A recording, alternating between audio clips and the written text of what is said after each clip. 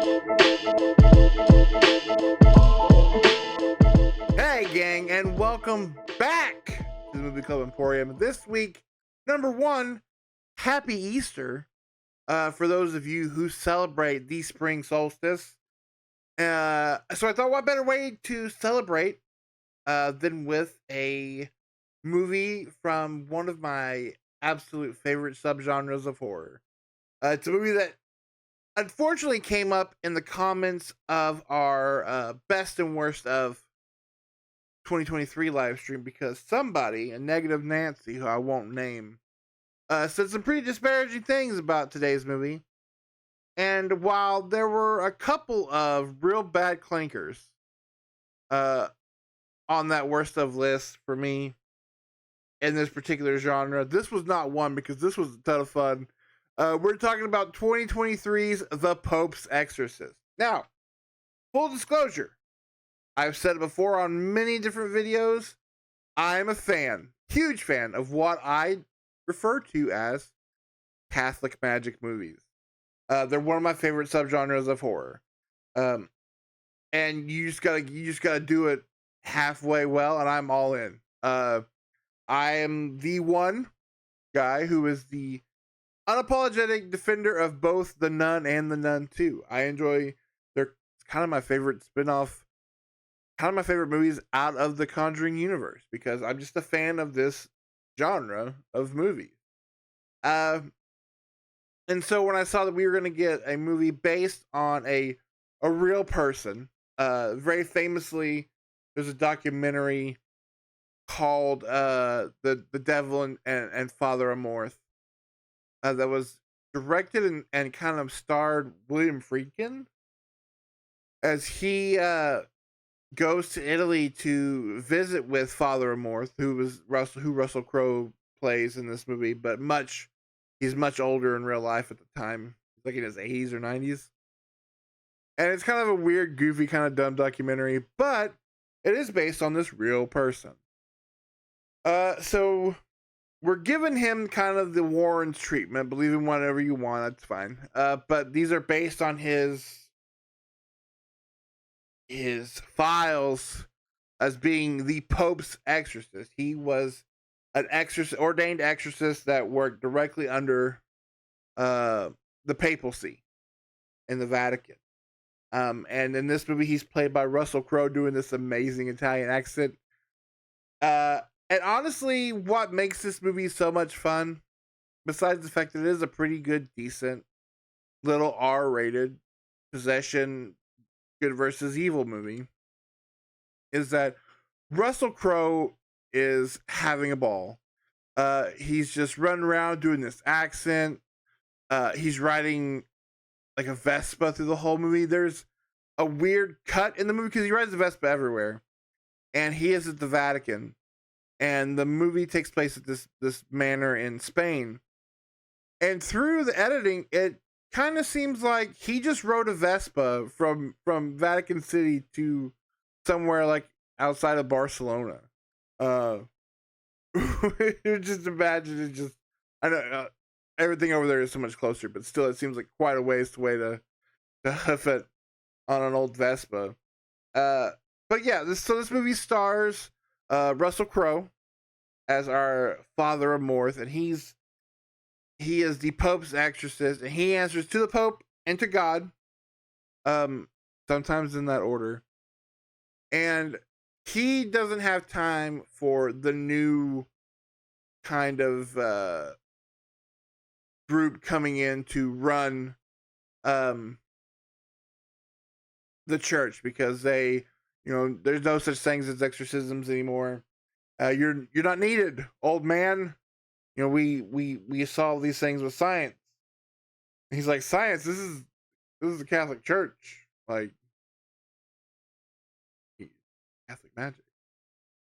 You also have, while that's happening, you have also, like every other good priest in one of these movies, he's haunted by a botched exorcism. Meanwhile, we have Alexandra Asso, who was in the horrifically underrated Starry Eyes. But but she's also fantastic in Doctor Sleep as Wendy Torrance, and then again in Midnight Mass, she's in that as well, and she's fantastic. She plays this mother, widowed mother, with these two children, restoring this manor in Spain. It was a former convent, and her son is possessed by one of the most frightening voices working in film today, and it's the actor from Game of Thrones, and he was in that Terrible Boy sequel. I can't remember his name. He's the father in The Witch, so you know who I'm talking about. He's the voice of the devil, and also this movie gives you a sweet nugget of awesome with the Pope. We actually get the Pope in this movie, and he's played by the great Franco Nero. And there's not enough Franco Nero in this movie. I want more Franco Nero, but what we get of him is great. No, like I said, I totally dug this movie. It's a fun blast movie. It's R-rated. It's kind of mean-spirited at times in the best way. Like I said, the movie doesn't hold punches involving these two kids and this poor woman. It all leads up to exactly what you expect it does, with a battle of wills between good and evil in this weird underground crypt, like this under the well of the convent. Essentially, like, think of like the end of Tom Cruise's The Mummy, but it's the devil instead of a mummy. We get some fun, kind of goofy CG. We get some pretty cool practical stuff too. This is from the director Julius Avery, who made the fantastic movie that nobody ever really talks about, Overlord, like a great war monster movie. He also made that Sylvester Stallone like superhero movie that was on Amazon. It's kind of what everybody thought Defendor was going to be when that came out. Does anybody remember Defendor? Of course not. But yeah, no, I absolutely had a blast with it. I won't get into too many spoilers because it is a new movie. And I think you should check it out, especially if you're into this genre. It does it doesn't give you anything that's surprising, besides maybe the fact that it possibly sets up for more of these movies, which I'm down for. Like, again, if you give me a halfway decent Catholic magic movie, I'm on your side. As long as you're not like, you know, from just for a reference from last year, either The Exorcist Believer or Nefarious, I will go to bat for you if you halfway give a crap about the story you're telling. And again, you have to have the acting in it, and I love this weird version of Russell Crowe. We've kind of gone from, I mean, he's still like the star of these movies, but between like this and Unhinged, I kind of like horror movie Russell Crowe. I'm kind of down for it, and so I want more horror movie Russell Crowe. I like I said, it's a fun movie if you're into this thing. Definitely don't go into it thinking you're getting something, you know, like The Exorcist or The Omen or anything like that. But it's just a fun kind of popcorn Catholic magic movie, and sometimes that's all you need. So I do highly recommend The Pope's Exorcist. It's a lot of dumb fun, much like I recommend something like The Meg or The Meg 2. Like, this is the genre you're in. Know what genre you're in. Know what the people for that who are coming for that genre, know what they want to see, and just give them exactly that to the best of your ability, and you're golden. So I recommend The Pope's Exorcist. It's a lot of fun. I had an absolute blast with it. Shame on you, you negative Nelly, for besmirching the good name of whatever of Pope's Exorcist, whatever his name was, in the comments. So again, I won't shame that person, but they know who they are, and shame on them.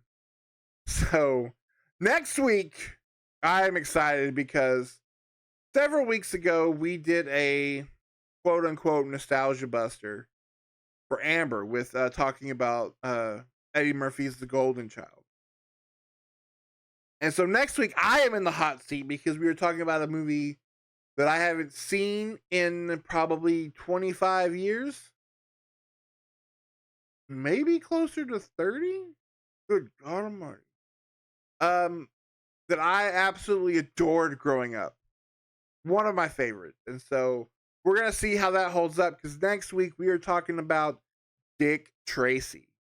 So buckle up for that. Put on your bright yellow jacket, and I'll see you guys next week. Oh, and don't forget to do the YouTube subscribe and like, because we do these every week. They go up every week.